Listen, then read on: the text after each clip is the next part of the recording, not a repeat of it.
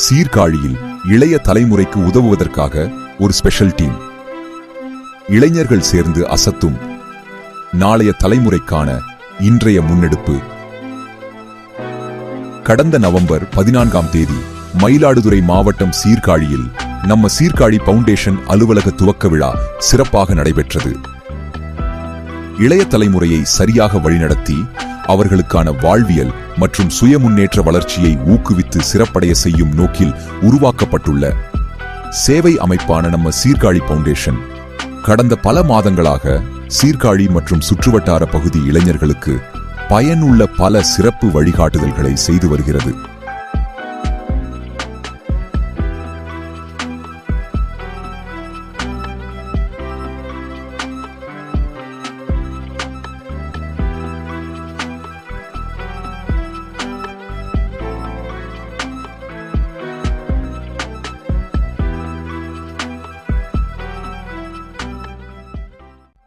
இந்த நிறுவனத்தை சிறப்பாக வழிநடத்தி வரும் நிறுவனர் டாக்டர் மகேஸ்வரன் பல புதிய முன்னேற்ற முயற்சிகளை சீர்காழி பகுதி இளைஞர்களுக்காக முன்னெடுத்து வருகிறார். இந்த நிறுவனத்தின் ஒருங்கிணைந்த அலுவலகம் கடந்த நவம்பர் 14ஆம் தேதி திறக்கப்பட்டது.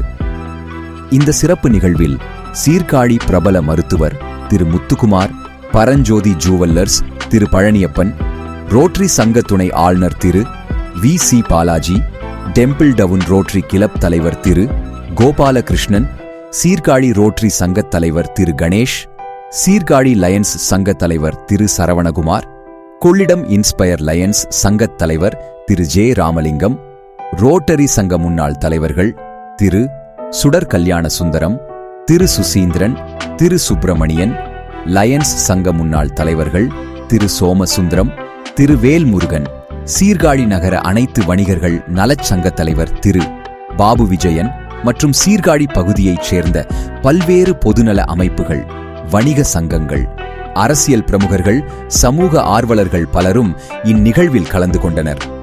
பலரும் கலந்து கொண்டு முன்னேற்ற முயற்சியில் களம் இறங்கியுள்ள இளைஞர்களை வாழ்த்தினார்கள்.